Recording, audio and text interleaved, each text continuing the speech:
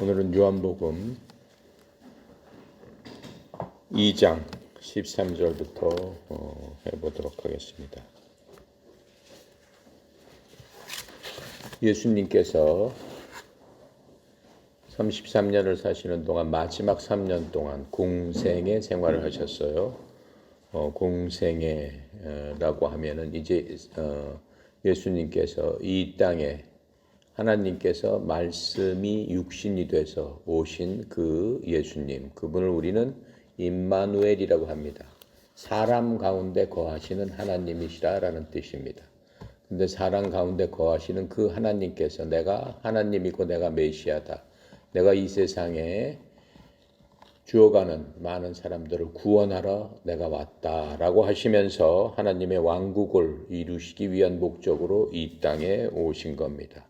그래서 하나님의 왕국을 내가 이 땅에 이루겠다라고 선포를 하시는 그 시점을 우리는 공생의 시작이라고 부릅니다.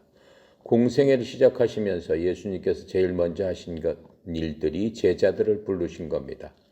제자들은 우리가 그 앞절에서 본 것처럼 세례 요한을 따라다니던 그 사람들 중에서 제자들이 된 사람들이 있었어요. 이 요한복음을 쓴 요한과 안드레가 첫 번째 이 세례 요한을 따르다가 예수님을 보시면서 요한이 저분이 메시아다라고 하는 말을 듣고 바로 예수님을 따라가게 되는 겁니다. 그 이후에 안드레의 형 베드로죠. 나중에 베드로와 또 요한의 그 형제 야고보가 합류하게 됩니다. 그 이후에 이제 빌립이 합류하게 되고 또 나다니엘이 합류하게 되는 그러한 제자들이 이제 무리를 이루게 되는 겁니다.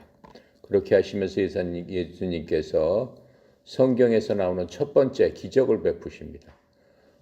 가나 혼인잔치에 초대받으셔서 그곳에서 이제 많은 사람들이 왔기 때문에 그곳에 초대받은 사람들은 전부 다 형편이 좋지 않은 사람들이에요. 가난한 사람들이에요. 그러니까는 가난한 집안에서 이제 결혼식이 벌어졌겠죠. 그러니까는 자기들과 비슷한 사람들을 초대해서 결혼잔치를 베풀게 됩니다. 이스라엘의 결혼잔치는 7일간을 계속하게 됩니다. 가장 기쁜 날이고 가장 큰 날이기도 합니다. 그런데 꼭 없어서는 안 될 것들이 포도즙입니다. 영어로는 와인이라고 합니다.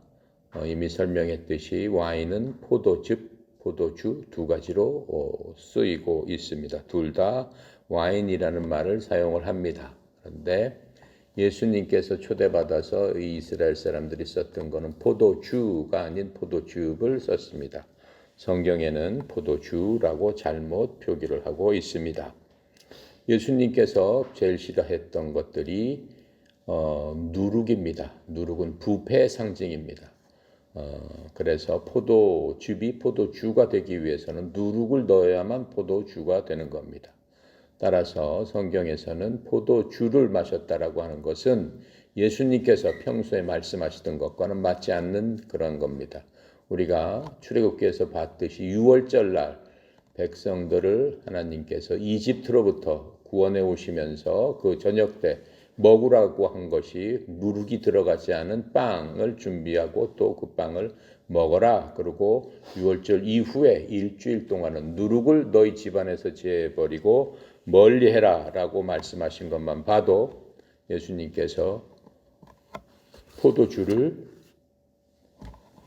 잡수시지 않았다라고 하는 것들을 알 수 있습니다. 또한 이 포도즙은 이스라엘 땅에서는 없어서는 안 되는 그러한 음료였습니다. 일반 사람들은 또 포도즙을 마셨습니다. 물처럼 그곳은 물이 석회질이 많아서 그냥 맹물을 먹기에 굉장히 어려운 곳입니다. 지금도 이스라엘 가면은 포도즙을 음료로서 사용하고 있는 것들을 우리가 볼 수 있습니다. 자, 그래서 이 포도즙은 기쁨의 상징으로서 인간들이 그러한 기쁜 날 그 도구가 없어지고 기쁨의 상징이 없어졌을 적에 주님께서 주시는 그 포도즙 그것을 기적적으로 주시면서 사람들한테 기쁨을 제공해서 주셨다는 것들을 우리가 1장에서 볼 수 있습니다.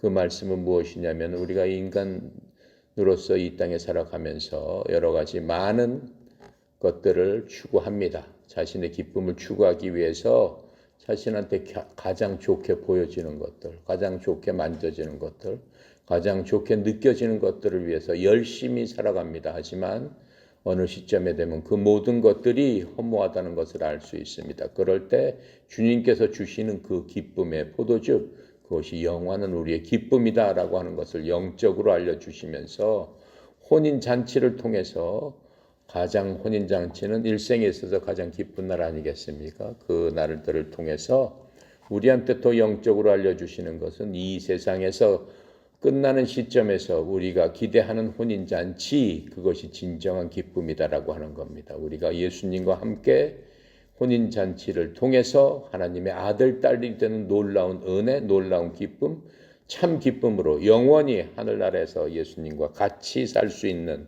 그러한 것들을 1장에서 보여주고 있습니다. 자, 그렇게 하고 이제 우리 그게 11절까지의 말씀입니다. 12절 다 같이 읽겠습니다. 그 후에 예수께서 그 어머니와 형제들과 제자들과 함께 가버나움으로 내려가셨으나 거기서 여러 날 계시진 아니하니라. 예수님은 예루살렘에서 태어나셨죠. 예루살렘에서 태어나셨지만 약 100km 위로 떨어진 곳에서 사셨어요. 나사렛이에요. 나사렛에서 사셨고 지금 가신 곳은 가나라고 하는 곳입니다. 가나는 어디에 있냐면은 갈릴리 바다라고 해야 되나요? 실제로 그 바닷물은 아닙니다. 바다처럼 크다라고 해서 바다라고 하지만 이거는 호수입니다. 갈릴리 호수가 동쪽에 있는데 동쪽으로부터 그 서쪽으로 약 30km 떨어진 지점이 가나였습니다. 가나에서 이제 혼인 잔치를 끝내신 다음에 어디로 간다고 그랬어요? 제자들과 함께 가버나움으로 가셨습니다. 가버나움은 갈릴리 호수에 붙어 있는 작은 어촌입니다. 근데 가버나움에 많이 가시고 또 그곳에서 제자들과 많이 머무셨죠. 그래서 성경에서는 가버나움을 본 도시라고 표시를 하고 계시는데 마찬가지로 가나에서 가버나움까지는 북동쪽으로 약 30km 떨어진 갈릴리 호수에 있는 어촌 마을로 가신 겁니다. 그곳에서 제자들과 며칠을 보내신 다음에 어디로 가시는 거예요? 이제 유월절을 지키기 위해서 예루살렘으로 가시는 겁니다. 자, 13절 같이 읽어볼게요. 유대인의 유월절이 가까운지라 예수께서 예루살렘으로 올라가셨더니, 자, 예루살렘은 여기가 갈릴리 호수가 있으면 갈릴리 호수에서 100km 떨어진 남쪽에 있는 거예요. 남쪽에 있는데 올라가셨다라고 얘기를 하고 있어요.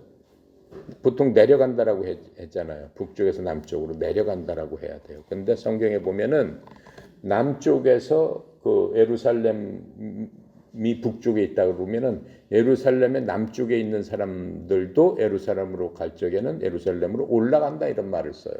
동쪽에서 가더라도 예루살렘으로 갈 적에는 올라간다 이런 말을 써요.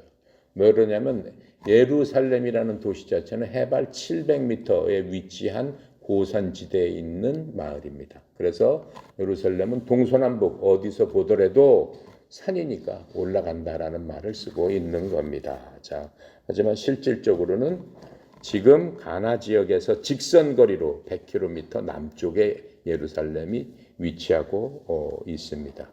그러니까 예수님께서 제자들과 함께 걸어서 100km를 직선적으로 가야 되는데 꾸불꾸불했기 때문에 옛날에 무슨 도로가 그렇게 있지 않았겠죠.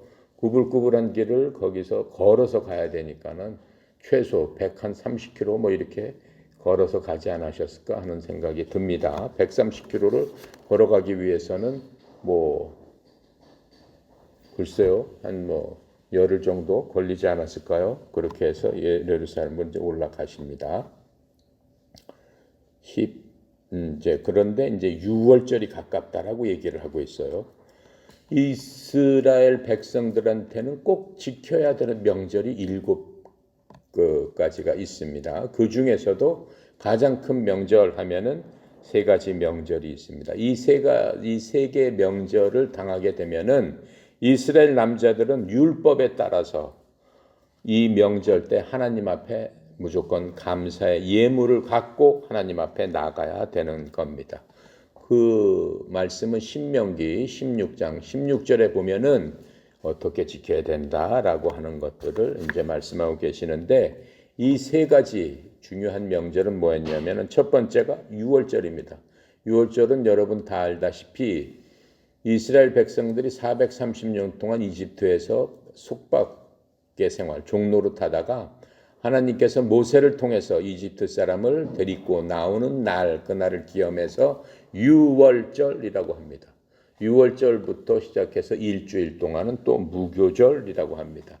그 무교절은 지금으로 따지면 4월 중순에 열흘간 되는 겁니다. 그래서 이 유월절, 무교절은 가장 중요한 멸종 중에 하나이기 때문에 온 백성들이 하나님이 계시는 예루살렘 성전에 와서 하나님 앞에 예물을 갖고 감사를 드려야 되는 그러한 율법 규정이 있습니다. 그 이후 유월절 후 50일이 되면은 그것을 오순절이라고 얘기를 합니다. 오순이라는 게 순이라는 게 10을 뜻하는 거죠. 10이 5번이니까 50일 후에 이제 오순절을 지키게 되는 겁니다. 그 다음에 다시 유월절 후 6개월이 지나면은 장막절이라고 해서 이 장막절하고 함께 이 세 가지 명절은 꼭 이스라엘 백성들이 지켜야만 되는 명절이고 이때는 꼭 하나님 앞에 나와서 예물을 드리고 하나님께 감사를 드려야 되는 그러한 날들입니다. 절기입니다. 자, 그런데 이제 그 예수님께서는 3년 반 동안 공생애를 사시고 이 땅에서 돌아가시는 것들을 우리가 알고 있습니다.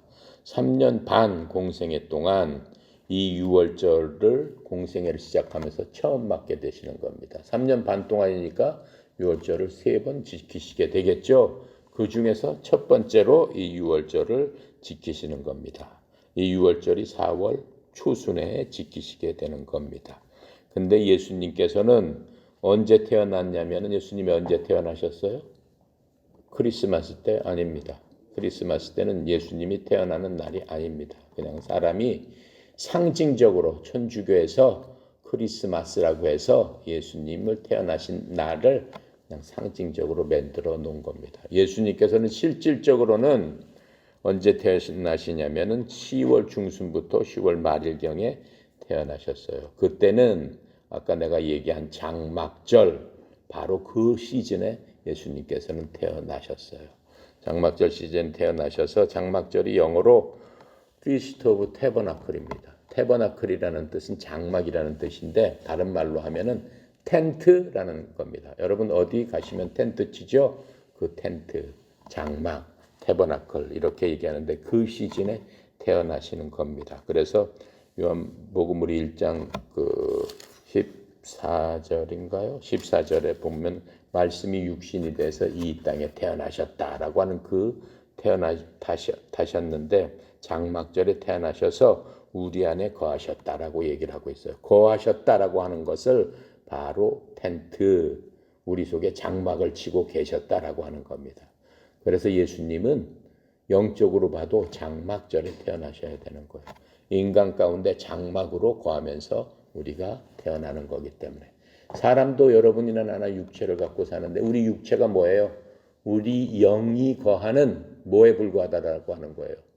텐트에 불과하다. 장막에 불과하다라고 성경은 우리한테도 말씀을 하고 계세요. 우리가 몸의 육신의 장막을 벗어버리고 우리의 영이 이제 하나님께 나간다라고 말씀을 하고 계시는 겁니다. 자, 그래서 예수님도 이 장막절에 태어나셨음을 우리가 알 수 있습니다. 자, 그래서 이제 이 공생애 동안 예수님께서 이제 첫 번째 유월절을 이제 지키시게 되는 겁니다. 그런데 어떻게 지키시는가? 15절, 15절, 16절 같이 읽어봅시다. 시작. 성전에서 소와 양과 비둘기 파는 사람들과 돈 바꾸는 사람들이 앉아 있는 것을 보시고 노끈으로 채찍을 만드사 양이나 소를 다 성전에서 내쫓으시고 돈 바꾸는 사람들의 돈을 쏟으시며 상을 엎으시고 비둘기 파는 사람들에게 이르시되 이것을 여기서 가져가라. 내 아버지 집으로 장사하는 집을 만들지 말라 하시니라. 처음으로 이제 공생애를 시작하면서 어떻게 해요? 100km를 이렇게 걸어 가지고 성전으로 가신 거죠. 그 성전. 그 성전은 무슨 성전이에요? 그 성전은 굉장히 화려한 성전이에요. 엄청난 그 예술품이었어요. 그 당시에 금으로 막 치장을 해가지고 반짝반짝 빛나고 전 세계에서 몇 번 안 가는 그러한 성전이에요. 그 당시 헤롯 대왕이 만들어 놓은 그러한 성전이에요. 자, 그러한 성전인데 그 성전에 가시자마자 예수님께서 화를 내시면서 하시는 겁니다. 그 예수님의 행적을 보면은 지금 바리새인 율법학자들 결국 그 사람들이 예수님을 죽이게 되지만은 공생애를 시작하시면서 예수님께서 가장 미워한 사람들이 그 당시에 파워, 힘과 권세를 갖고 있던 바리새인들, 율법학자들에 대한 하나님 예수님의 비판이셨어요. 그 사람들이 무엇을 했냐면은 바리새인 율법학자가 제사장 이런 사람들은 하나님의 말씀, 모세가 준 율법을 지키는 그러한 사람들이에요. 그러니까 거룩한 일을 하는 사람들이에요. 하나님을 섬기는 그러한 사람들이란 말이에요. 그런데 그러한 사람들은 무슨 일을 했냐면은 자신들이 몇천 년 동안 모세로부터 받은 율법을 재해석해서 인간적인 전통과 인간적인 규례로 하나님의 말씀 위에 여러 가지 것들을 이렇게 하기 위해서는 이런 것들을 지키고 어떻게 하고 해야 된다고 해서 600여 가지의 그런 것들을 만들어 놓고 그렇게 하지 않으면은 죄인으로 낙인을 찍는 그러한 일들을 했던 사람이란 말이에요. 근데 예수님께서 공생애를 시작하시자마자 그러한 사람들과 그러한 게 인간적으로 만든 것들을 증오하시면서 미워하시기 시작한 거예요. 그랬더니 어떻게 하겠어요? 이 사람들이 당연히 예수님을 미워하겠죠. 예수님과 반대되는 그러한 일들을 서로 하게 되는 겁니다. 자, 하지만 예수님은 그렇다고 해서 율법을 지키시지 않으셨어요? 아니에요. 예수님께서는 율법을 가장 잘 지키신 분이에요.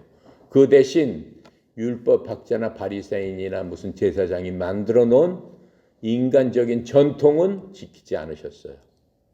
전통은 지키지 않으시고 율법에서 나온 그 말씀대로만 행하셨다라고 하는 거예요. 그러니까 예수님께서도 11조도 내시고 거기서 어떻게 하라고 한 것들은 다 하셨다라고 하는 거예요.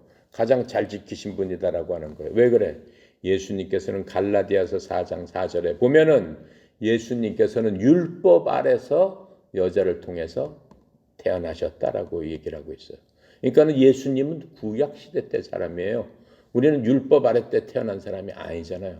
그러니까 우리는 태어난 시대가 틀리기 때문에 종교적으로 그 지배하는 법이 시대에 따라 틀리단 말이죠. 그래서 구약 시대 태어난 사람들은 율법을 통해서 하나님 앞에 나가는 거고 신약 시대 사람들은 이제 복음이라는 그러한 것들을 통해서 나가게 되는 거다라고 우리는 알고 있습니다. 그래서 예수님은 구약에 계셨던 분이기 때문에 하나님의 율법을 100% 철저히 다 지키신 분임을 우리가 알 수 있습니다. 자, 그런데 어떻게 되는 거예요? 그분의 삶에서 예수님께서 오신 것들은 내가 그 모든 율법을 어떻게 하기 위해서 봐라, 내가 그 율법대로 내가 한다. 다 성취한다. 그래서 율법을 다 성취하는 사람은 뭘 이룬다고 그랬어요? 의를 이룬다라고 했어요. 율법을 다 성취하는 사람은 어떻게 된다고 그랬어요? 결코 죄를 짓지 않기 때문에 죄가 없는 사람은 어떻게 된다고 그랬어요? 죽지 않는다라고 했어요. 왜? 사망의 원인이 죄이기 때문에. 근데 예수님께서는 하나님이시니까 예수님께서는 하나님이시고 예수님께서 그 율법을 만드시고 모세한테 주어서 이스라엘 백성들한테 지키라고 하신 장본인이시잖아요. 그러니까 그 율법을 지키고도 남는 그런 거예요. 모든 의를 성취했단 말이에요. 근데 인간은 할 수 있다고 해요, 없다고 그래요? 못한다고 그랬어요. 어떠한 사람도 그 율법을 지키는 사람은 없다라고 얘기했어요. 그 율법을 지킨다라고 하는 사람은 스스로 속이는 자다라고 말씀하고 있는 것들을 알 수 있습니다. 그래서 마태복음 5장 17절에 보면은 율법의 의를 예수님께서 성취하심으로써 우리들이 그 속박에서 벗어날 수 있게끔 하나님께서 모든 의를 성취하셨단 말이에요. 그러시면서 예수님께서 만드신 게 뭐예요? 내가 한 것을 믿어라라고 하면서 그 믿음을 만들어 주신 거예요. 그 믿음을 내 걸로 갖기 위해서는 예수님이 하신 일을 내가 한 걸로 취급받기 위해서는 어떻게 해야 돼? 예수님을 믿으면은 예수님이 하신 일을 통해서 나도 율법을 성취한 사람이 된다라고 하는 것들을 알려주셨는데 그게 바로 우리가 믿는 믿음이다라고 하는 거예요. 믿음의 창시자고 그렇죠? 믿음의 종결자이신 예수를 바라보라. 어디서 나오는 얘기예요? 히브리서에서 우리가 배운 얘기입니다. 그래서 그 믿음을 만들어 주시기 위해서 손수 이 땅에 오셨다라고 하는 거예요. 그러면서 그 율법학자들을 굉장히 미워하셨어요. 니네들도 지킬 수 없는 600가지 이런 것들을 다 니네들이 만들어 놓고 니네들은 지키지 않으면서 왜 백성들한테 지키라고 가르치느냐. 이렇게 말씀하시는 것들을 우리가 볼 수 있습니다. 자, 그러시면서 이제 성전에 도착하자마자 예수님께서 보시는 게 뭐예요? 성전을 보면은 성소, 지성소, 성소 앞에 이방인의 뜰이라는 게 있어요. 이방인의 뜰을 성전에 들어가기 위해서는 이방인의 뜰을 통해서 성소하고 지성소로 가는 거죠. 성소는 제사장, 지성소는 대제사장만 들어가는 거예요. 근데 백성들은 이방인들의 뜰 앞에서 지금 있는 거예요. 자, 이방인들의 뜰 앞에서 있는데 예수님께서 보시고 어떻게 된 거예요? 깜짝 놀라신 거예요. 뭘 보고 깜짝 놀란 거예요? 거기서 어떻게 사람들이 소와 양과 비둘기를 팔 뿐만 아니라 돈을 바꾸고 있는 사람들을 본 거예요. 거기서 왜 돈을 바꿨을까요? 외국에 사는 이스라엘 사람들, 신앙을 갖고 있는 사람들은 전부 다 그걸로 와야 되는 거야. 말하자면 지금으로 따지면 추석이나 명절 때 어디 지방에 살더라도 다 고향으로 내려가잖아요. 그런 것처럼 똑같이 이스라엘 하나님을 믿는 사람은 그 시점에서 전부 하나님 앞에 나와서 자기 자신을 하나님 앞에 감사함으로 보여야 되는 거예요. 그게 이스라엘 사람들한테는 법이었단 말이에요. 그러니까는 외국에 흩어져 살더라도 할 수 있으면은 그때는 와서 하나님 앞에 가야 되는데 그때 가면서 첫 번째 해야 될 게 뭐냐면 성전에 들어가기 위해서는 그냥 들어가는 게 아니에요. 성전세라는 것을 내야 됐어요. 모든 사람들이. 근데 성전세는 뭘로 내야 돼? 이스라엘 돈으로 내야 되는 거예요. 그 나라 화폐로. 근데 외국에서 온 사람들은 이스라엘 돈을 안 쓰니까는 와가지고 이스라엘 돈으로 바꿔야 될 거 아니야. 그러니까 돈 바꾸는 사람이 거기 있었다라고 하는 거예요. 근데 돈이 얼마냐 성전세가? 우리나라 돈으로 따지면은 성전세가 은 반세겔이라고 나와 있어요. 출애굽기 30장 13절에 보면은 성전세를 바쳐야 되는데 반세겔을 바쳐라라고 돼 있어요. 은 반세겔이면 지금 가치로 따지면 약 5천 원 정도 돼요. 은은 싸니까 약 5천 원 정도 되는데 외국 사람한테는 외국 돈으로 바치고 은 반세겔을 주는데 그걸 얼마를 받냐면 약 2만 원을 받았어요. 그러니까 도둑놈이지. 순 도둑놈이에요. 그러니까는 환전해 주는 돈이 그 원래 돈보다 3배나 비싼 거예요. 그래서 그렇게 하면서 돈을 벌고 있는 거야. 자, 그러면서 또 어떤 사람이 있다고 그랬어요? 성전에서 소와 양과 비둘기 파는 사람들이 있다고 했어요. 소와 양과 비둘기를 거기서 왜 팔겠어요? 반세겔을 드리고 하나님 앞에 가는 사람이 있는가 하면은 또 어떻게 하나님 앞에 감사의 예물을 갖고 나가야 되는데 그때는 흠집이 없는 그러한 그 동물들로서 하나님 앞에 예물로서 드리는 그러한 율법대로 그렇게 했단 말이에요. 그런데 그것을 누가 하는 거야? 감별사들이 있었어요. 아, 이거 하나님 앞에 드릴 만한 성결한 것이다. 아니다, 이거는 안 된다. 이렇게 되면 부정탄 거야. 하나님 앞에 드릴 수 없다. 라고 하는 그러한 감별사들이 있었다라고 하는 거예요. 그 감별사들은 그런 일을 하기 위해서는 제사장들을 통해서 18개월 동안 훈련을 받아요. 뭐 양과 송아지와 무슨 뭐 온갖 뭐 동물들이 있을 거 아니에요. 하나님 앞에 드릴 것들 그런 것 중에서는 어떤 것은 되고 어떤 것은 안 된다. 이렇게 감별을 한단 말이에요. 근데 동물이라는 게 오늘 괜찮았다가도 내일 되면은 갑자기 아플 수도 있고 뭐 하잖아요. 그러니까 동네 가까운 사람들은 자기 거 끌고 오겠지. 근데 대부분 전국에서 다 오는데 이때 남자들만 약 200만 명 정도가 모인다라고 했어요. 성전에. 근데 그 사람들이 다 동물과 이런 걸 끌고 온다면은 멀리서 끌고 오다 보면 무슨 뭐 다 지칠 거 아니야 동물들이. 그러니까 거기 와서 살 수밖에 없다라고 하는 거예요. 그 앞에서 산단 말이에요. 그래서 그런 것들을 파는 사람으로 성전 앞이 소란하고 그냥 그 난장판이 됐다라고 얘기를 하는 거예요. 근데 중요한 거는 뭐예요? 중요한 거는 이렇게 돈도 바꿔주고 동물이랑 갖고 와가지고 그 앞에 못 갖고 오는 사람들을 위해서 그냥 제값에 팔고 하게끔 해서 맨 처음에는 좋은 의도로 그런 것들을 만들어 놨는데 시간이 지나면서 이게 뭘로 바뀌냐면은 대제사장이나 제사장들하고 짜고 본인들이 장사를 하는 거예요. 본인들이 아는 사람들을 시켜가지고 환전도 시키고 또 본인이 아는 사람들을 시켜가지고 동물도 팔게 하는 거예요. 동물이나 이런 것들을 팔게 하고 이 사람들이 갖고 오는 거는 부정탄 거라고 해가지고 못 갖고 가게 하고 꼭 자기네 것을 사게 하고 얼마나 악질이에요.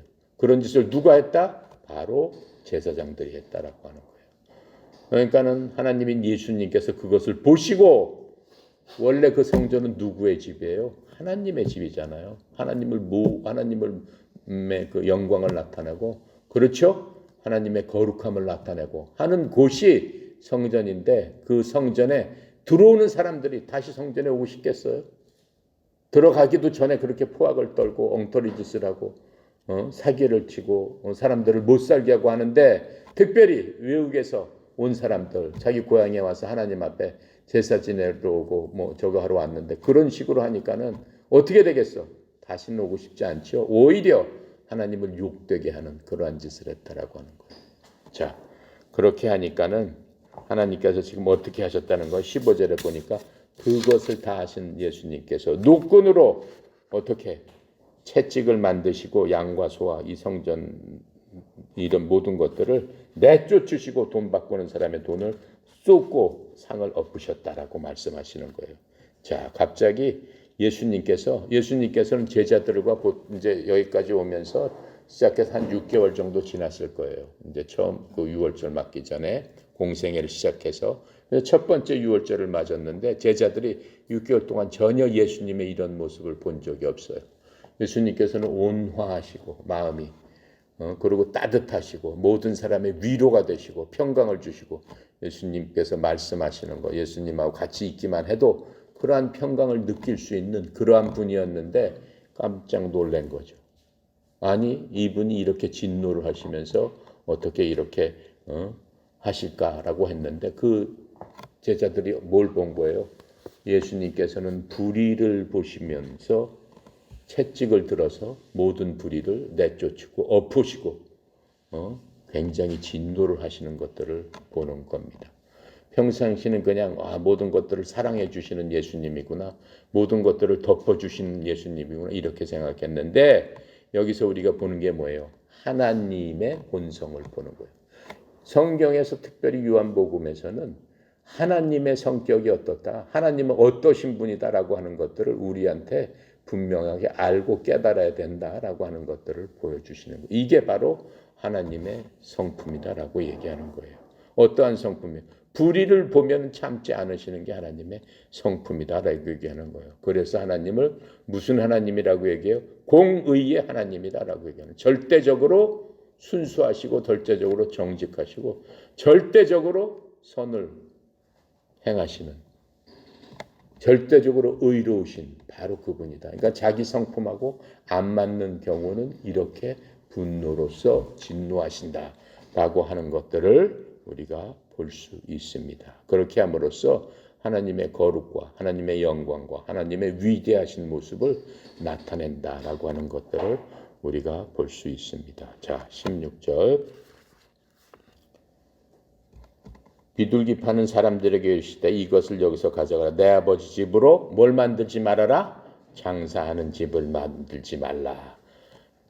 교회는 장사하는 데가 아니다라고 얘기하는 거예요. 지금으로 따지면은 교회는 거기서 뭘 장사하고 무슨 뭐 이것저것 팔고 하는 데가 아니다라고 얘기하는 거예요. 그러니까 교회에서 그렇게 하면 안 된다라고 지금 말씀을 하고 계시는 겁니다. 성전의 온전한 목적은 뭐냐? 하나님의 영광과 거룩함을 드러내는 것이 성전의 온전한 목적이다라고 얘기하는 거예요. 어디서 있어요? 열왕기상 8장 10절부터 11절에 그렇게 말씀하고 계시고 있습니다. 성전은 처음에 누가 지었습니까? 누가? 다윗이 모든 것을 준비해서 다윗이 이스라엘을 통일을 하고 이스라엘 나라를 세우고 강성하게 하면서 하나님 앞에 성전을 짓기를 기도하고 소원을 했어요. 하나님께서 뭐라고 그래? 너는 피를 많이 흘렸기 때문에 네 손으로는 성전을 지을 수 없다라고 얘기해요. 그러니까는 다윗이 성전을 짓고 싶은 마음이 굴뚝 같으니까 성전에 필요한 모든 재료를 다 만들어 놨어요. 다 만들어 놓고 그걸 누구한테 줬어요? 자기 아들 솔로몬한테 성전을 지게 합니다. 그래서 솔로몬이 모리아 산에다가 처음으로 성전을 짓는 겁니다. 모리아 산은 뭐예요? 아브라함이 자기 아들 이삭을 데리고 어떻게 하나님 앞에 산제물 드리기 위해서 올라갔던 바로 그 산에 첫 번째 하나님의 성전이 지어진 겁니다. 솔로몬에 의해서.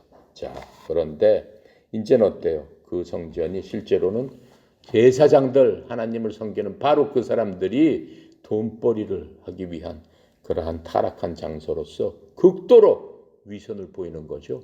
겉으로는 하나님 섬긴다라고 제사를 지낸다라고 하면서 그 과정을 통해서 자기 배를 불리고 자기가 부자가 되는 그러한 일들을 한다 이거예요. 지금으로 따지면 교회가 하고 성전하고는 지금은 틀리죠. 완전히 틀리죠. 그렇죠? 하나님은 어디에 계시는 거예요? 그 성전에 계세요? 안 계세요. 안 계세요. 예. 그 건물에 계세요? 안 계세요. 교회 건물에 계세요? 안 계세요. 예. 자, 그렇게 하고 이제 지금 여기서 하나님께서 우리한테 주시는 말씀이 있어요. 우리한테 아주 중요한 말씀이 있어요. 성전은, 즉 우리가 다니는 교회는 하나님의 거룩함과 위대함과 영광이 있는 그러한 곳이어야 된다. 교회가 할 수 있는 것은 그러한 것들을 보여줘야 된다. 믿지 않는 사람이 교회 들어왔을 적에 야 진짜 하나님의 영광과 하나님의 거룩함과 이런 것들이 몸으로 느껴져야 된다라고 얘기하는 거예요. 그게 교회의 역할이다. 진정한 교회다라고 우리한테 말씀해 주시는 거예요. 그래서 우리가 이제 교회에서 하나님 앞에 모여서 예배를 드리는 것을 공예배라고 하죠. 하나님께서는 어디에 계세요? 네 몸이 거룩한 하나님의 성전인 줄 알지 못하느냐라고 말씀하시잖아요. 네 몸이 성전이다라고 말씀하시잖아요. 그 속에 내 영이 거하는 곳이니까 니네들이 몸을 정결하게 해라. 내 영이 계시는 거니까. 이렇게 말씀하시잖아요. 그런데 그 사람들이 같이 모여서 하나님께 같이 예배드린 장소, 그것도 교회예요. 같이 모였을 적에도 그 당시에 하나님께서 어떻게 하신다고 그랬어요? 성령께서 함께 해주신다. 내 이름으로 두세 사람 모이는 곳에 내가 함께 한다라고 하는 그러한 것, 그것을 교회라고 하고 같이 모여서 하나님 앞에 영광 드리고 하나님 앞에 감사드리고 하나님을로 즐거워하는 그곳을 그 시간을 우리는 공예배 시간이다라고 얘기하는 거예요.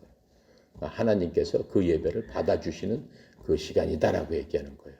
그때는 하나님께서 우리 무리 중에 우리 속에 계신 성령님께서 우리 무리 중에도 함께 운행하신다라고 하는 거예요. 자, 그래서 이제 하나님께서 그렇게 우리한테 알려주시는 겁니다. 자, 17절에 보니까는 읽어볼게요. 시작. 제자들이 성경 말씀에 주의 전을 사모하는 열심이 나를 삼키리라 한 것을 기억하더라. 이게 무슨 얘기야? 주의 전을 사모하는 열심이 나를 삼키리라. 이러한 말을 기억했다라고 하는 거예요. 그 무슨 얘기야? 쟤들이 기억했다라는 얘기는 옛날 이스라엘 사람들은 구약의 말씀하고 굉장히 친근했어요. 매일매일을 율법책을 보면서 어렸을 때부터 배웠기 때문에 하나님의 말씀인 율법이 무슨 얘기가 써 있다라고 하는 것을 웬만한 사람은 다 알았는데 지금 예수님께서 하는 것을 보고 성경에 나와 있는 이 말씀이 바로 이거네 라고 기억을 했다라고 하는 거예요. 어디서 나와? 시편 69편에 나오는 거예요. 시편 69편은 69편 전체를 메시아 시편이라고 해서 메시아 즉 그리스도께서 이 땅에 오셨을 적에 메시아가 하신 일, 메시아는 어떤 분인가라고 하는 것들을 전체적으로 얘기해 주고 있는 게 시편 69편입니다. 그런데 이 시편 69편을 메시아인 예수님께서 이 땅에서 하시는 일이 바로 거기에 써 있었다라고 하는 거예요. 그래서 그 시편 69편을 이 신약 성경에서 여러 차례 이제 인용하게 되는 겁니다. 이제 그 중에 하나가 지금 이 제자들이 이 얘기를 하고 있는 그겁니다. 주의 전을 사모하는 열심히 나를 삼키리라, 메시아를 삼키리라. 이건 시편 69편 9절에 있는 말씀을 지금 얘기를 하고 있는 거예요. 그래서 시편 69편 4절은 요한복음 15장 25절, 69편 8절은 요한복음 7장 3절부터 5절 해서 쭉쭉쭉쭉 요한복음에서 예수님께서 직접 하신 그런 것들을 시편 69편하고 똑같이 맞춰서 얘기하는 것들을 볼 수 있습니다. 그런데 당시 유대인 사람들이 전부 다 이렇게 제사장처럼 부패했느냐? 다 부패한 건 아닙니다. 예수님 당시에도 여전히 경건한 사람들이 있어요. 거룩한 사람들이 있어요. 그때 그 타락한 세상과 어떻게 구별된 거룩한 사람들이 있다라고 얘기하는 거예요. 그 막 제사장들이 타락하고 성전이 타락하고 거기에 일하는 사람들이 다 타락했지만 그래도 하나님의 영광과 거룩함을 바라보고 하나님의 위대하심을 바라보면서 하나님께 의지했던 사람들이 있었다라고 하는 거예요. 자, 우리가 얼마 전에 지난 시간에 봤던 사가랴 알죠? 누가복음 1장 5절에 나왔던 사가랴라든가 또 시몬과 안나 그 당시에도 성전에서 기도하면서 다른 사람이 어떡하든 귀 기울이지 않고 하나님 메시아를 기다리던 그러한 사람들 사가랴와 시몬과 안나 같은 그러한 사람들이 있었다라고 하는 거예요. 그런 사람들을 성경은 뭐라고 얘기를 해요? 하나님의 남은 자들이다라고 얘기하는 거예요. 하나님의 남은 자들. 그렇죠? 여러분이나 나도 하나님의 남은 자들이 돼야 되는 거예요. 하나님의 남은 자들. 자. 하지만 대다수 종교 지도자들은 어때요? 백성들의 돈을 어떻게든지 등쳐먹고 또 목자로서 어떻게 해야 돼? 양떼를 잘 다스리라고 양떼를 맡겨줬는데 그 양떼에 뭐를 빨아먹는 사람이에요? 피를 빨아먹는 늑대와 이리 같은 자들이다라고 성경은 얘기하고 있어요. 그 당시에 그런 사람들이 많았다라고 얘기를 하고 있습니다. 그래서 하나님께서 공생애 동안 하신 일이 뭐냐면 3년 반 동안 이 땅에 오셔서 그런 거를 다 파악하시면서 그렇게 하면 안 된다. 회개하라 라고 하면서 계속 본인 스스로 많이 보여주신 거예요. 계속적으로 보여주셨어요. 그런데 사람들이 회개를 합니까? 특히 제사장이나 율법학자나 선지자들이 회개를 합니다. 절대 회개를 안 하죠. 회개를 안 하고 오히려 자기들의 기득권, 자기들이 돈 벌 수 있는 그런 환경을 예수님께서 뒤집어 보시고 하나님께 돌아가라 라고 얘기를 했지만은 하나님께 돌아가면 어떻게 되는 거예요? 돈을 벌 수 있는 길이 없어지니까 세속에 물든 그 사람들이 회개하지 않는 거. 지금도 얼마나 많이 있습니까? 특별히 교회들. 얼마나 많이 있습니까? 자, 그래서 하나님께서 이런 사람들한테 뭐라고 얘기하세요? 마태복음 23장 14절 15절 볼게요.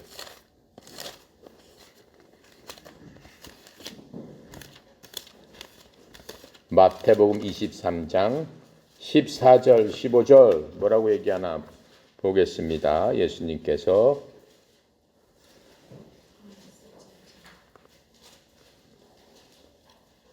14절.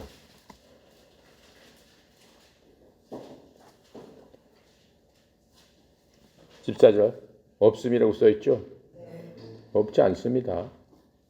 이게 성경도 부패해가지고 없음이라고 써있네.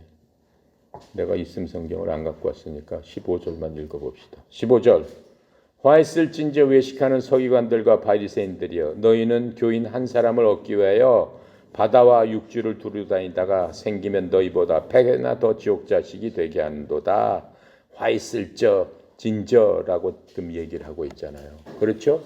종교 지도자들한테 니네들 지옥 간다라고 얘기하는 거예요. 니네들 지옥 갈 수밖에 없는 인간들이다라고. 여태까지 일생 동안을 하나님만 섬긴다고 하고 자긴 거룩하다고 하면서 그랬는데 하나님께서 외식하는 자들이라, 겉과 속이 달리는 뭐하는 사람들이에요? 위선자들아. 이렇게 직접적으로 말씀을 얘기를 하니까 또 독사의 자식들아 이렇게 얘기를 하잖아요. 독사의 자식들아, 위선자들아. 자, 이 사람들이 결국 공생애 동안 이렇게 하니까 어떻게 되는 거예요? 3년 동안 예수님께서 계속 그렇게 막 계속 하고 댕기시니까 그 사람들이 너무 괴로운 거예요. 저 사람을 죽여야 되겠다라고 생각을 하는 거예요. 우리를 갖다 이렇게 하니까 어떻게든지 저 사람을 트집을 잡아서 죽여야 되겠다라고 생각하면서 마지막에 어떻게 되는 거예요? 돌아가시는 거예요. 예. 즉 예수님께서 3년 반 동안 하시는 일이 뭐예요?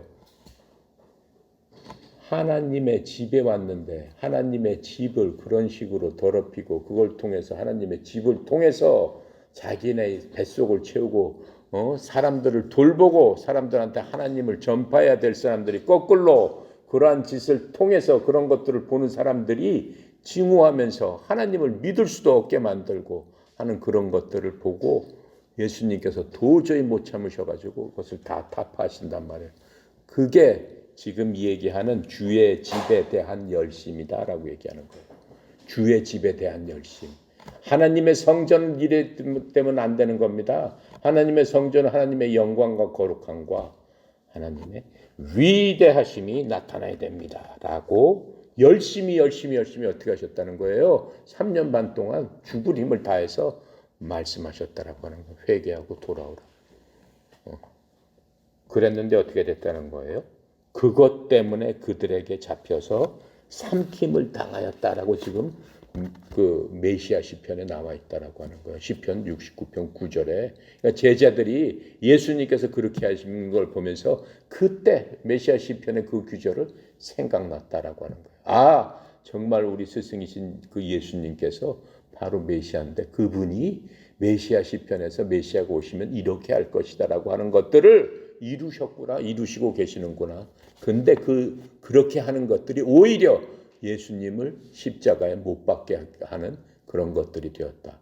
즉 열심히 주를 삼켜버렸다. 즉 주님을 돌아가시게 했다. 지금 이렇게 얘기하고 있는 겁니다. 자, 18절부터 우리 봅시다. 또 이에 유대인들이 대답하여 예수께 말하기를 내가 이런 일을 행하니 무슨 표적을 우리에게 보이겠느냐. 자, 이렇게 열심히 하니까 도대체 이렇게 하는데 당신이 뭐냐? 당신이 무슨 하나님이냐 뭐냐 하면서 내가 이런 일을 행하니 무슨 표적을 우리에게 보일 수가 있느냐 이렇게 얘기를 하는 겁니다. 유대인들의 특징은 뭐라고 그랬어요? 유대인들은 표적을 구한다고 그랬어요. 헬라인들은 뭘 구한다고 그랬어요? 지혜를 구한다고 그랬어요. 헬라인은 그 당시에 그리스 사람들입니다.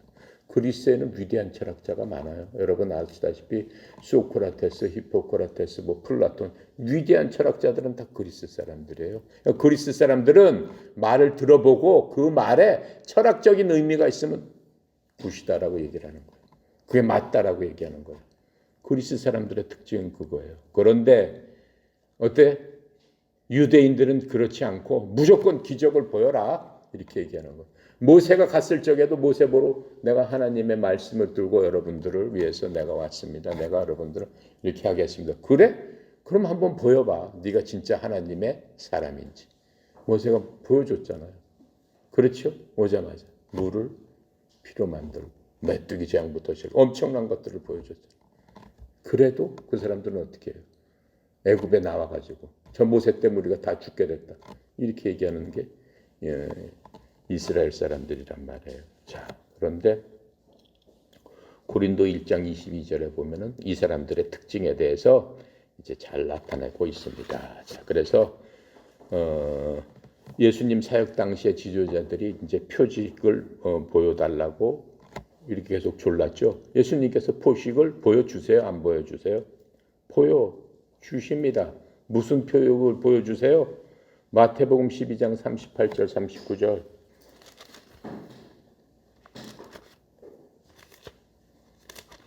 마태복음 12장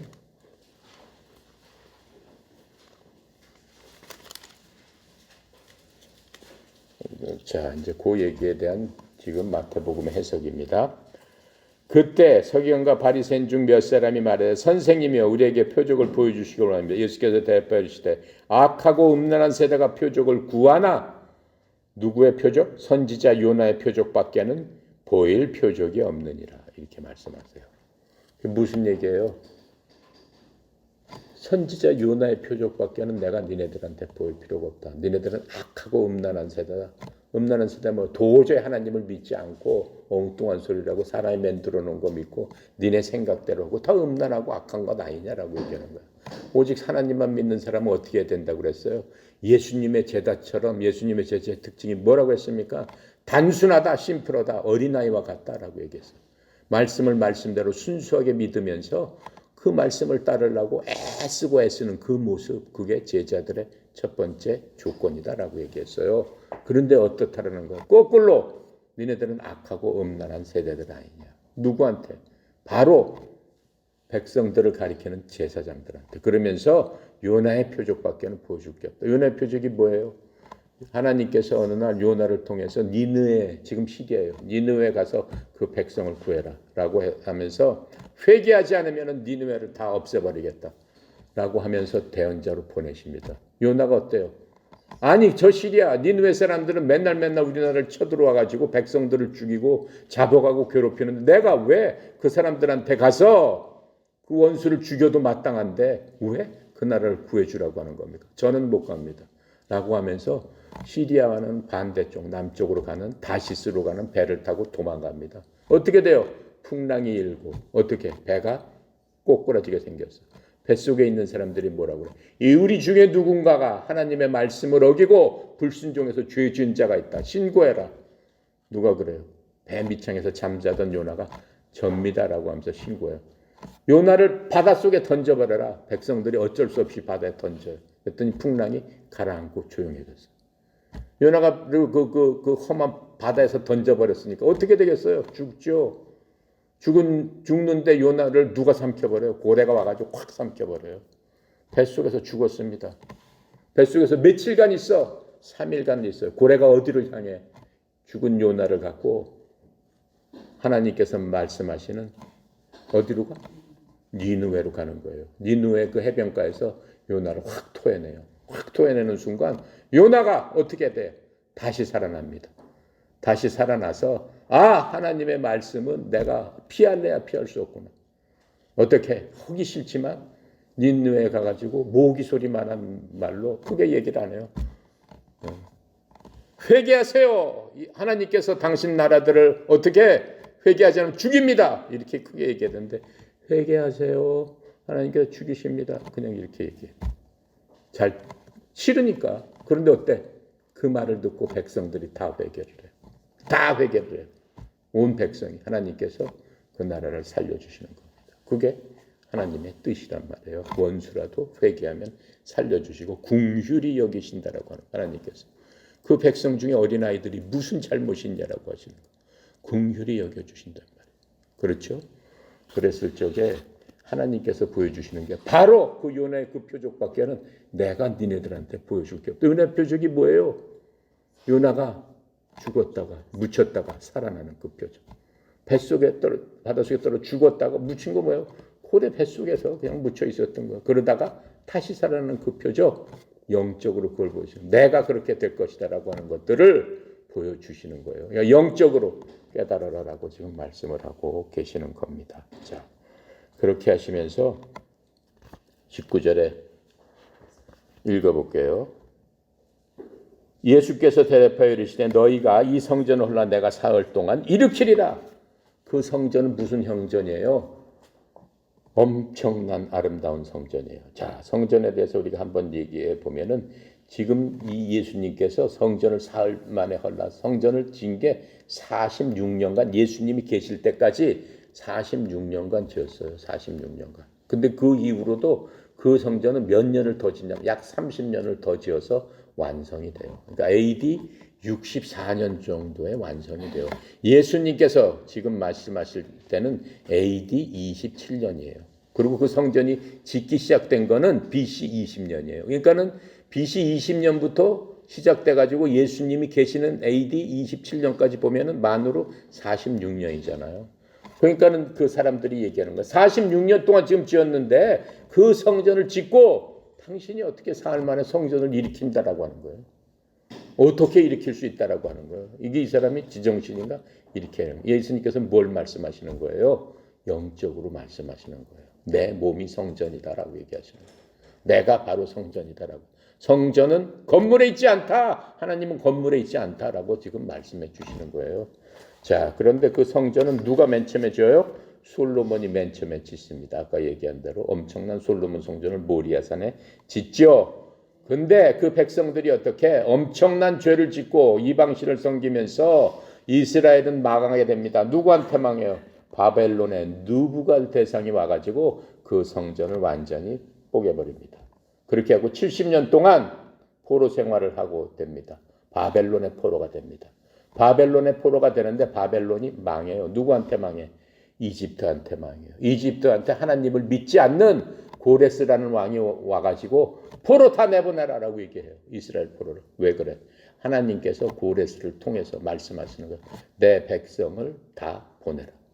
꿈속에서 말씀하시는 거예요. 고레스 왕은 하나님 믿지 않은 사람이요. 지옥 간 사람이요. 그래도 하나님께서 그런 사람을 하나님의 백성을 위해서 쓰시는 것을 볼 수 있는데 그 고레스 왕을 통해서 다시 성전 내보내주면서 고레스 왕이 누굴 통해서? 수룹바벨을 통해서 너 가가지고 니네 나라 성전을 다시 건축해라 라고 얘기합니다. 그래서 이 수룹바벨 성전이 건축되는데 돈이 없고 포로 생활하다 왔기 때문에 엄청난 초라한 성전을 만들게 돼요. 다 쓰러져 가는 성전을 그냥 성전이라고 할 수 없는 그런 성전을 초라하게 만들게 됩니다. 그러다가 바로 예수님 때 예수님이 오시기 BC 20년에 예수님은 BC 4년에 오셨는데 헤롯 대왕이 헤롯 대왕은 누구예요? 이스라엘 로마 시대 때 그 로마의 그 이스라엘이 속국이 됐기 때문에 로마에서 임명한 사람이에요. 그건 누군 헤롯 대왕인데 헤롯 대왕은 원래 조상이 누구냐면은 에돔 족속이에요. 에돔 족속. 에돔 족속은 누구예요? 에서의 후손이에요. 에서는 누구예요? 이삭의 쌍둥이 형제잖아요. 그 사람이 이스라엘의 총독으로 오는 거예요. 그랬더니 어떻게 따지면 자기 민족이잖아요. 자기 민족이 이게 에돔 족속인 줄 알아요. 근데 이스라엘 사람들은 에돔 족속하고도 완전히 원수야. 원수. 사촌이지만 원수예요. 그러니까 에돔 족속이 자기 민족한테 호감을 사기 위해서 엄청난 돈을 들여서 성전을 짓기 시작하는 거예요. 그래서 예수님 올 때까지 46년 동안 짓고 있었던 거예요. 자, 그러면서 근데 이 원래 그 헤롯 대제는 그 당시에 전 세계적으로 가장 유명한 건축가 중에 한 명이었어요. 근데 이 성전이 역사적으로 보면은 전 세계에서도 으뜸가는 건축물이었다라고 지금 얘기를 해주고 있는 겁니다. 자, 그래서 그 성전은 64년도 예수님 돌아가시고 약 35년 후에 완성이 되죠. 완성이 되는데 그 성전 어떻게 됩니까? 그래서 그 완성되고 6년 후에 로마 제국에 의해서 벽돌 위에 벽돌 한 장도 없이 싸그리 다 무너지는 거예요. 예수님께서 예언하신 대로 그대로 이루어지는 것들을 우리가 볼 수 있습니다. 자, 그리고 21절에 볼게요. 그러나 어떻게 해요? 예수는 성전된 자기 육체를 가리켜 말씀하신 것이다. 성전을 헐라라 내가 살 만에 일으키리라. 근데 그거는 자신의 육체를 가리켜 말씀하셨다라고 얘기해요. 완전히 인간적으로 생각하면 말이 되는 얘기예요? 아니죠. 성경은 영적으로 하나님께서는 영이시기 때문에 하나님의 말씀대로 지금 얘기를 하고 있는 겁니다. 자, 자기 몸에 대해서 우리가 이제 뒤에서 보면 알듯이 예수님께서 돌아가시고 사흘 만에 부활하셔서 나타나시는 것을 우리가 알 수 있습니다. 그 부활하신 예수님을 성전에 비유해서 얘기하고 계시는 거예요. 자, 구약 사람들은 그 당시에 어떻게 생각을 했어요? 하나님은 우리가 짓는 성전에 계신다. 솔로몬 성전에 계셨고, 수르바벨 성전에 계셨고, 이 헬라 헤롯이 지은 이 성전에 예루살렘 성전에 하나님은 계신다. 하나님이 이 성전 안에 계시는 한 우리나라는 멸망하지 않는다. 그게 이스라엘 사람들의 뭐였어요? 철학이었고 이스라엘 사람들의 믿음이었다라고 얘기하는 거예요. 그런데 하나님은 그 건물에 계세요? 안 계세요? 안 계세요. 하나님이 그 건물에서 영광을 드러내기 위해서는 어떻게 되는 거예요? 하나님께서 원하시는, 하나님께서 기뻐하시는 일들을 할 적에 하나님께서 영광을 나타내신다라고 하는 거예요. 그 안에 거하시는 하나님이 계셔서가 아니라 하나님 앞에 기뻐하는 일들을 할 적에 하나님께서 함께 해주시면서 그 나라를 지켜주신다라고 하는 거예요. 우리나라도 마찬가지예요. 하나님이 기뻐하시지 않는 일을 하지 않으면 우리나라 교회가 5만 5천 개예요. 5만 5천 개가 있기 때문에 하나님이 계시는데 이 나라가 튼튼하지 않겠네. 천만의 만만의 말씀이다라고 하는 거예요. 절대 그렇지 않다라고 하는 거예요. 어떻게 해야 돼? 하나님이 기뻐하시는 일들을 할 적에 하나님께서 교회를 통해서 영광을 받으실 적에 하나님께서 그 나라를 지키시는 거예요. 교회마다 하나님이 기뻐하시는 일을 목숨 걸고 해야 된다라고 하는 거예요. 지금이 그럴 시점이다라고 얘기하는 거예요. 그렇지 않으면 어떻게 돼요?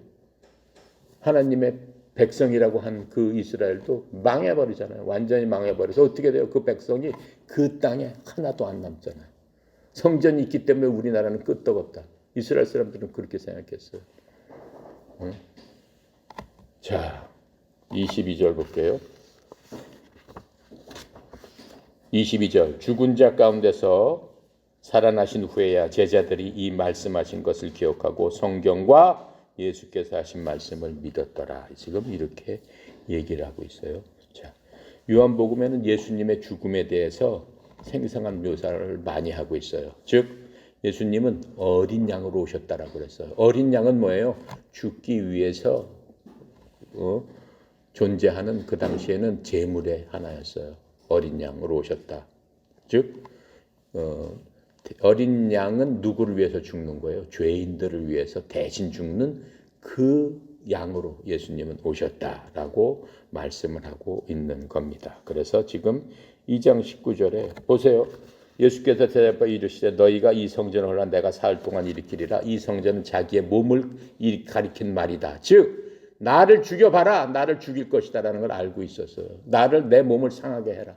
내가 사흘 만에 다시 살아나리라. 이 말씀을 지금 하고 계시는 겁니다. 폭력에 의해서 예수님은 어떻게 되는 거예요? 결국은 십자가에서 창에 찔리고 채찍 맞고 가시에 찔리고 해서 만신창이가 돼서 어떻게 돌아가시는 거잖아요. 자, 그래서 이 유대 사람들은 예레미야에서 보면은 바로 며칠 있으면 패망해요 나라가. 그런데도 눈 하나 깜짝 안 해. 왜 그래? 성전에 하나님이 계시지 않느냐? 성전에 하나님이 계시는데 우리나라가 망할 수 있느냐? 그렇게 얘기해요. 아니다라고 하는 거예요. 성전에 하나님은 계시지 않는다라고 말씀을 하고 계시는 겁니다. 그런데 이제 하나님께서 이렇게 얘기하니까 이 제사장이나 바리새이나 율법학자 이런 사람들은 뭐예요? 성전을 통해서 돈을 벌고 자기 뜻대로 했던 사람이니까 어떻게 되는 거예요? 그 사람들의 반응은 어떻게 이제 놀래가지고 예수님이 적군이 되는 거죠. 예수님을 어떻게든지 없애야 되는 거죠. 자, 그리고 예수님께서는 뭐예요? 이렇게 하시면서 그 성전을 헐라라고 하시면서 그러면 예배 드릴 장소가 있어 없어? 없어지잖아요. 예배드릴 장소가 없어. 이제 없애버렸으니까. 뭐 어디 가서 예배를 드리는 거야. 요한복음 4장 21절. 뒤로 넘어가 보세요. 4장 21절. 같이 읽어볼게요. 예수께서 이르시되 여자여 내 말을 믿으라. 이 산에서도 말고 예루살렘에서도 말고 너희가 아버지께 예비할 때가 이르리라. 그렇죠? 아버지께 예비할 때가 이르리라. 그리고 23절, 24절 다 함께 읽어볼게요. 하나님께 참되게 예비하는 자들은 영과 진리로 예비할 때가 오니 곧 이때라. 하나님께서는 자기에게 이렇게 예비하는 자들을 찾으시느니라. 24절. 하나님은 영이시니 예비하는 자가 영과 진리로 예비하라. 이렇게 말씀하시는 거예요. 예수님께서 수가성에 가셨는데 어떤 여인을 만나요. 여인을 만나면서 이제 여인과 얘기하는 거예요. 목마르다라고 하시면서 물을 달라라고 하시면서 그 여인에 대해서 과거에 대해서 딱 얘기를 해요. 딱 얘기를 하면서 그 여인이 물어봐요. 우리는 어떤 산에서 예배하고 어디 산에서 예배하는데 당신들은 꼭 예루살렘 거기서만 예배해야 된다고 하니 어떻게 하는 게 맞습니까? 그랬더니 예수님의 대답이에요. 그런 데 가서 예배하는 게 아니다. 하나님은 영이시니 영과 진리로 예배할 때가 온다. 바로 이때다라고 말씀하시는 거예요. 그러니까는 성전이 필요 없다라고 말씀하시면서 이제는 영과 진리로 예배할 때가 왔다라고 말씀을 지금 하고 계시는 겁니다. 자, 영과 진리라는 그건 나중에 얘기합시다. 자, 그렇게 하면서 이제는 하나님께서 어떻게 영과 진리로 예배한다는 것은 은혜와 진리의 시대가 돌아왔다라고 하는 거예요. 은혜와 진리의 시대라는 것은 뭐예요? 우리가 요한복음에서 이미 얘기한 거예요. 14절에 보면은 우리가 다 그 충만한 데서 받으니 은혜 위에 은혜라라고 말씀하시면서 율법은 모세로 말미암아 주어진 것이요 은혜와 진리는 예수 그리스도로 말미암아 온 것이다. 그렇죠? 장소에서 얘기하는 것은 장소로 성막을 지어서 그 예배를 해야 되는 것은 우리가 공부 많이 했어요. 출애굽기 때 어떻게 성막을 짓나 그 성막 율법 시대 때 그때 얘기하는 거고 이제 내가 온 것은 뭐예요? 은혜와 진리로 예수 그리스도로 말미암아 온 것이다. 예수님이 오신 다음부터는 그것도 은혜였지만은 그 은혜를 대체하는 은혜, 새로운 은혜, 나를 통해서 온 은혜를 갖고 예배를 해야 된다. 그게 영과 진리로 예배하는 것이다. 지금 이렇게 말씀하고 계시는 겁니다. 자, 그렇게 하시면서 우리가 이제 2절에서 이제 특히 볼 수 있는 거는 예수님은 열정적인 사람이었다라고 하는 거예요. 예수님은 뭐든지 열심히 하는 사람이었다. 영적으로 우리한테 보여주는 게 뭐예요? 니네들 세상 살면서 이렇게 모든 일에 열심을 내야 된다. 열정 있는 사람으로 살아야 된다라고 하는 거예요. 아시겠어요? 여러분들은 결혼 안 한 사람들이니까 신랑 신부를 구할 적에 첫 번째 뭘 구해야 되겠어? 열심인 사람들. 열정을 갖고 열심인 사람들. 그런 사람들을 하나님께서 찾으시고 그런 사람들이 하나님의 사람이다. 아셨죠? 자, 기도하고 마치겠습니다. 감사하시고 거룩하신 하나님 아버지 참으로 은혜 감사합니다. 하나님께서 오늘 저희들에게 말씀으로 분명히 보여주신 것은 육신으로 계시는 그동안 우리 인간들을 위해서 하나님의 열심을 통해서 우리 인간을 구원하기 위해서 오신 주님, 이 세상이 다 타락되고 이 세상이 다 하나님을 배신하고 했던 그 시점에서도 하나님의 열심이 온 백성을 구하기 위해서 모든 것들을 내려놓으시고 오직 인간에게 하나님을 보여주신 그 모습 그대로 우리도 하나님을 본받는 제자로서의 삶을 사는데 조금도 부족함이 없는 자로서의 삶을 살게만 합니다. 주여, 우리를 부르시고 하나님 택하시고 하나님 예수를 통해서 우리를 구원해 주셨사오니 우리가 인생을 다 살고 하나님 앞에 가는 그날까지 하나님의 열심을 갖고 하나님의 나라와 의를 확장하고 또 하나님의 영광과 하나님의 거룩하심과 하나님의 위대하심을 나타나는 저희들의 삶이 다 될 수 있도록 주님 축복하여 주시옵소서.